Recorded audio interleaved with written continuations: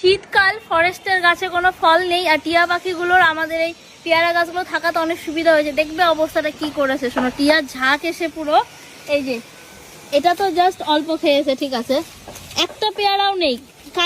গতকালকে সন্ধ্যাবেলা আমি দেখে গিয়েছি, বলছি এসে খাবো, দেখো অবস্থাটা সব এরকম খেয়ে খেয়ে ফেলে রেখেছে।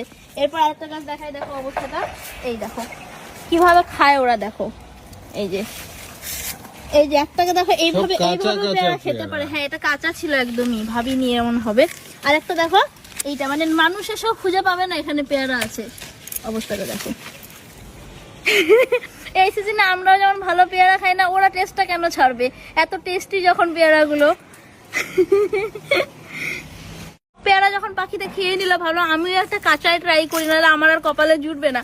কিন্তু এত কাঁচা, তাও কতটা মিষ্টি ভাবতে পারবে না, পাকলেও এত মিষ্টি হয় না।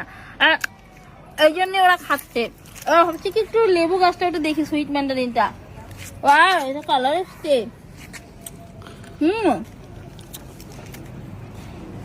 ওইদিকে দেখো,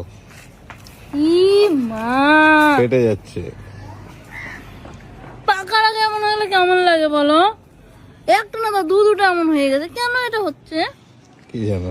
আচ্ছা, কারো যদি সুইট ম্যান্ডারিন গাছ থাকে বাড়িতে, একটু বলো না যে কেন এটা হতে পারে, একটু সলিউশন থাকলে দিও প্লিজ। কি করবো, তুলে ফেলবো? কেমন লাগে, এই সবে ওটা কালার এসছে, আর এটা তো অনেক পরে আসা, তার থেকে লেট হবে তো এটা পাকতে। ইস, কি হাওয়া দিচ্ছে। দুটো গামলার কি অবস্থা, কি করবো এবারে, মাকে দেখাই, কান্না করে দিবে।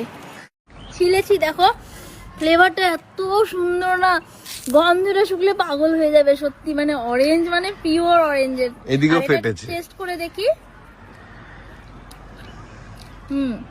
মানে পুরো মিষ্টি হয়নি এখনো, বাট টকও না, কিন্তু ফ্লেভারটা ভালো খেতে। আরেকটা গাছ দেখি, চলো।